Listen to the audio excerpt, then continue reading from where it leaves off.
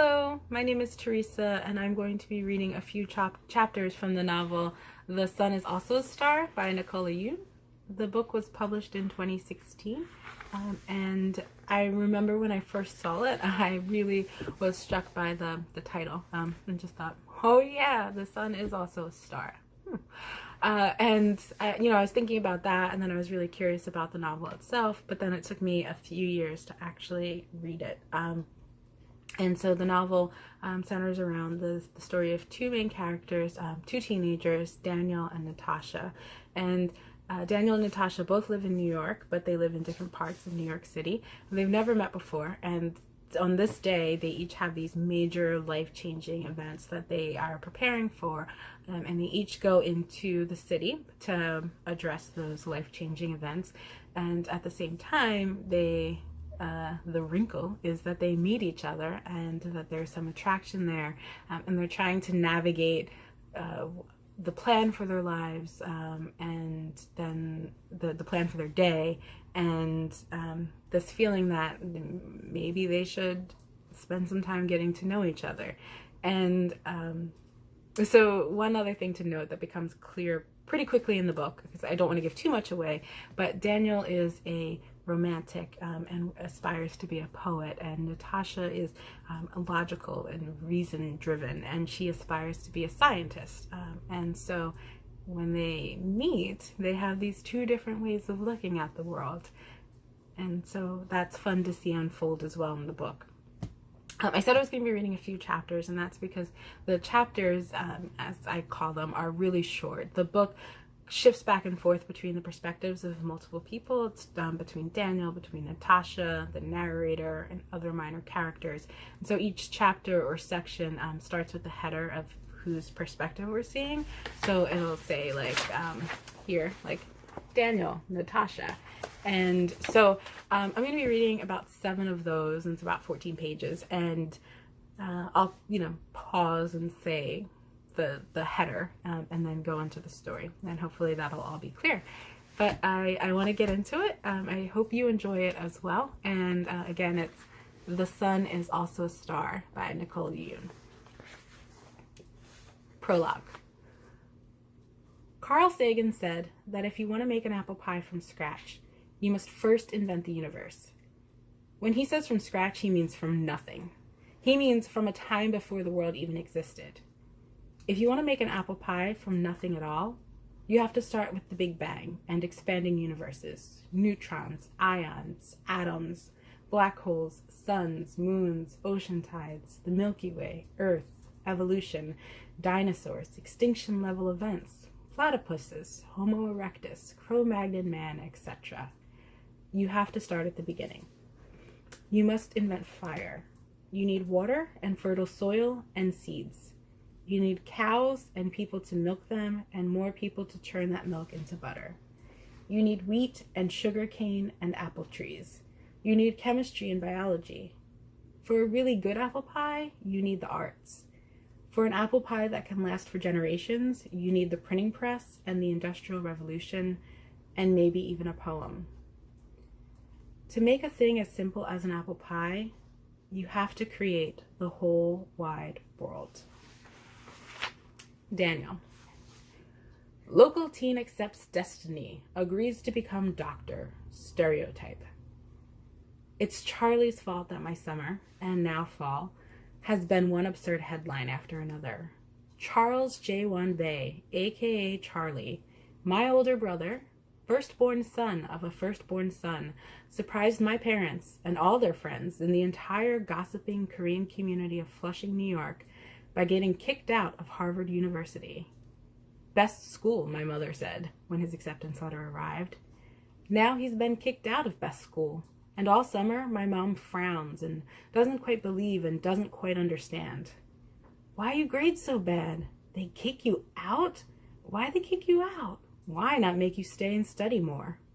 My dad says, not kick out, require to withdraw, not the same as kick out. Charlie grumbles, it's just temporary and only for 2 semesters. Under this unholy barrage of my parents' confusion and shame and disappointment, even I almost feel bad for Charlie. Almost. Natasha. My mom says it's time for me to give up now, and that what I'm doing is futile. She's upset, so her accent is thicker than usual, and every statement is a question. You don't think it's time for you to give up now, Tasha. You don't think that what you're doing is futile. She draws out the first syllable of futile for a second too long. My dad doesn't say anything.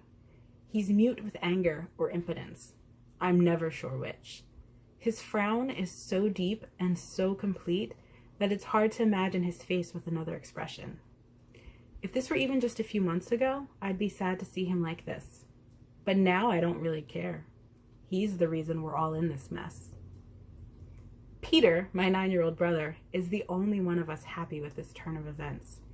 Right now, he's packing his suitcase and playing No Woman, No Cry by Bob Marley. Old school packing music, he called it. Despite the fact that he was born here in America, Peter says he wants to live in Jamaica. He's always been pretty shy and has a hard time making friends. I think he imagines that Jamaica will be a paradise, that somehow things will be better for him there. The 4 of us are in the living room of our 1-bedroom apartment. The living room doubles as a bedroom, and Peter and I share it. It has 2 small sofa beds, and we pull out at night, and a bright blue curtain down the middle for privacy. Right now, the curtain is pulled aside, so you can see both our halves. It's pretty easy to guess which one of us wants to leave and which wants to stay. My side still looks lived in. My books are on my small IKEA shelf. My favorite picture of me and my best friend Bev is still sitting on my desk. We're wearing safety goggles and sexy pouting at the camera in physics lab. The safety goggles were my idea. The sexy pouting was hers. I haven't removed a single item of clothing from my dresser. I haven't even taken down my NASA star map poster. It's huge. Actually 8 posters that I taped together, and shows all the major stars, constellations, and sections of the Milky Way visible from the northern hemisphere. It even has instructions on how to find Polaris and navigate your way by stars in case you get lost. The poster tubes I bought for packing it are leaning unopened against the wall. On Peter's side, virtually all the surfaces are bare. Most of his possessions are already packed away into boxes and suitcases. My mom is right, of course. What I'm doing is futile. Still, I grab my headphones, my physics textbook, and some comics. If I have time to kill, maybe I can finish up my homework and read. Peter shakes his head at me. Why are you bringing that? He asks me, meaning the textbook. We're leaving, Tasha. You don't have to turn in homework. Peter has just discovered the power of sarcasm. He uses it every chance he gets. I don't bother responding to him, just put my headphones on and head for the door.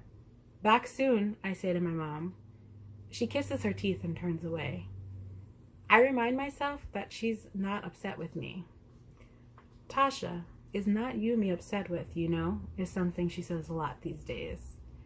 I'm going to the United States Citizenship and Immigration Services, USCIS, building in downtown Manhattan to see if someone there can help me.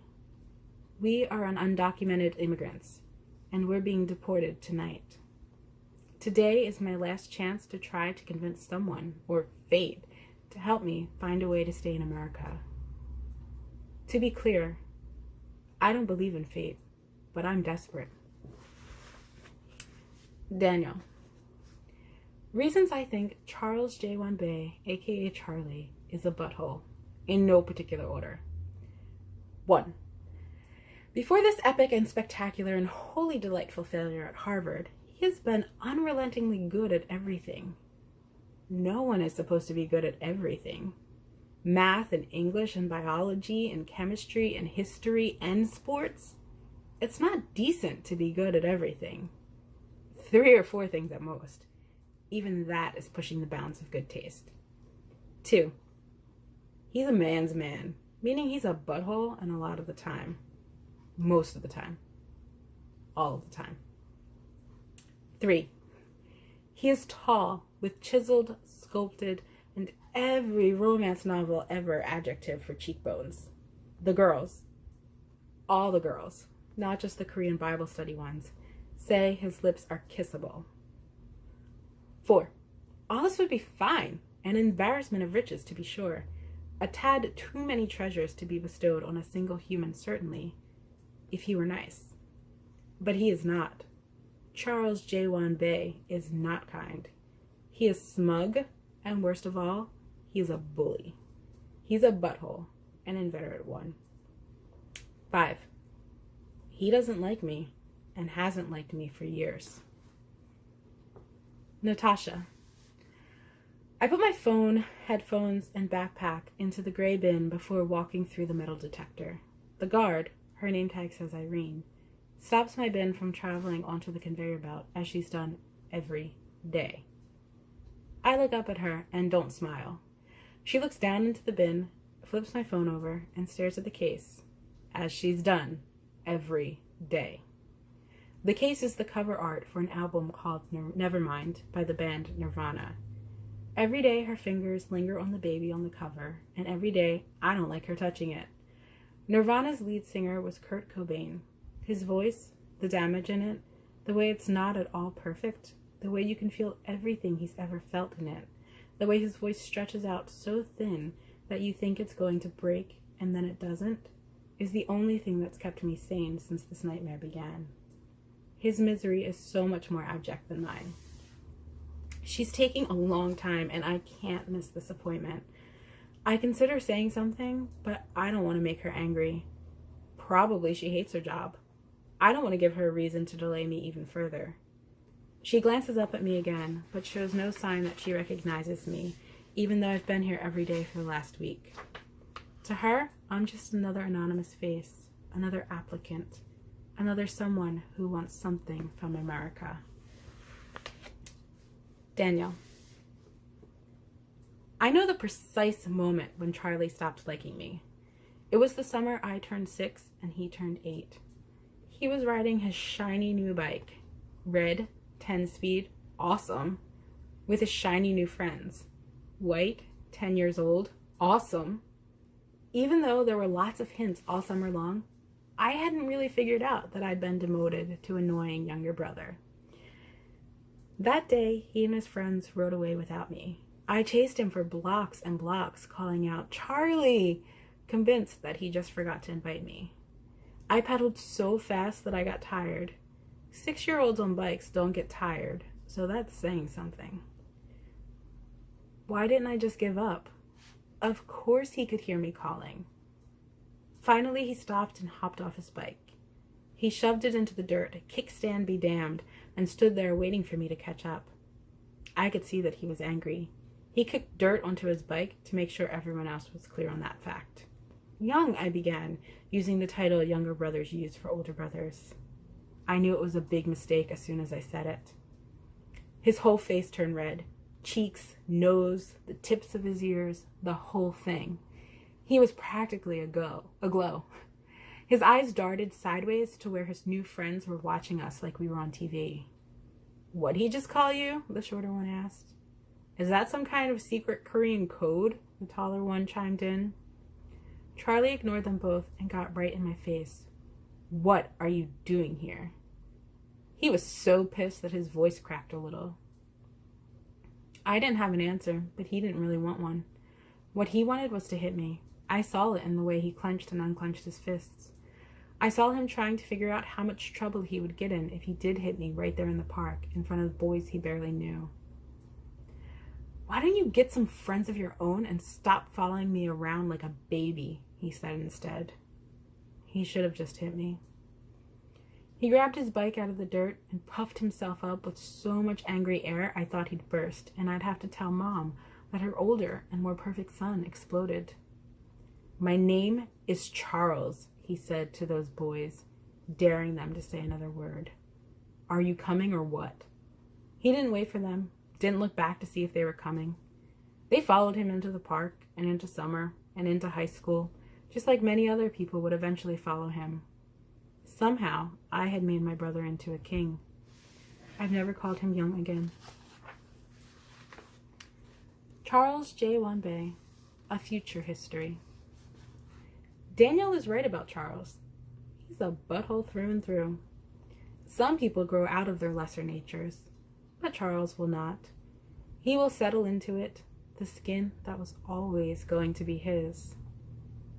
But before that, he becomes a politician and marries well, before he changes his name to Charles Bay, before he betrays his good wife and constituents at every turn, before too much money and success and much too much of getting everything that he wants, he will do a good and selfless thing for his brother. It will be the last good and selfless thing that he ever does. I'm going to stop there for today. I hope you enjoyed this. There was a lot of setting up here. But I really hope that you liked it, and we'll stay tuned for more sections. And I'll look forward to coming back and sharing more sections with you. So thanks again. And again, we were reading from The Sun is Also a Star. Bye.